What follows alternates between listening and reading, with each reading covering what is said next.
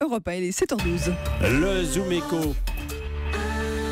Le Zoom Éco avec Axel de Tarlet. Axel, rebonjour. François Bonjour, Patrick. Hollande annonce donc des mesures en faveur de l'investissement.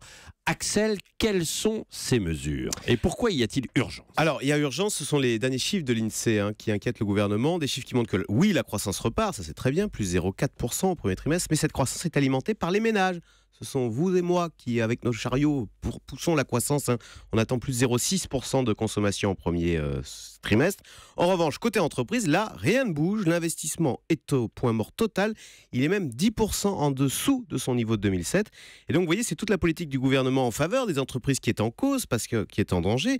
Parce que l'idée du gouvernement, je vous la rappelle, c'était de baisser les charges des entreprises pour que celles-ci aient un peu plus de marge pour investir et embaucher. Eh bien, on voit, ça ne prend pas. En tous les cas, l'investissement ne démarre pas. Oui, mais alors pourquoi les patrons n'investissent pas? Qu'est-ce qui bloque? Alors, d'une part, vous avez les marges des entreprises qui sont encore faibles. Même si, alors ça c'est positif, selon les tout derniers chiffres de l'INSEE, ces marges seraient en train de remonter. Et puis l'autre frein à l'investissement, eh bien, c'est tout simplement la confiance des patrons. D'où l'importance pour le gouvernement de maintenir le cap, de conserver cette politique en faveur des entreprises, ce qui est le cas avec, vous l'avez dit, ces mesures-là en faveur de l'investissement. Oui, c'est vrai qu'il y avait un climat de défiance aussi jusqu'à présent. Alors, quelles sont ces mesures? Alors, Manuel Valls les dévoilera précisément mercredi à l'issue du séminaire gouvernemental, mais on sait, François Hollande a déjà dit deux choses. Un, d'abord, la création d'un fonds de 500 millions d'euros qui sera alimenté par les compagnies d'assurance, les banques publiques et privées, et ce fonds aidera financièrement, avec des prêts ou du capital,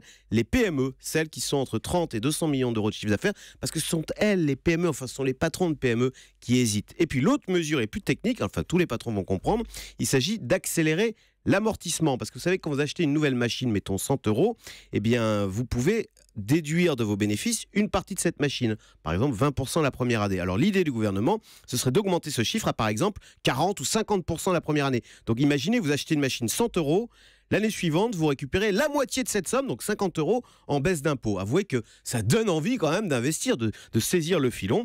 C'est ce qu'espère le gouvernement pour créer une dynamique avec en prime, quand on investit, à la clé, des usines plus modernes, donc qui produisent des articles de meilleure qualité, qui se vendront plus cher. Voilà, c'est toute la bataille en faveur de la compétitivité du gouvernement qui va prendre un deuxième acte. Merci Axel de Tarlet. On va donc surveiller ces mesures mercredi.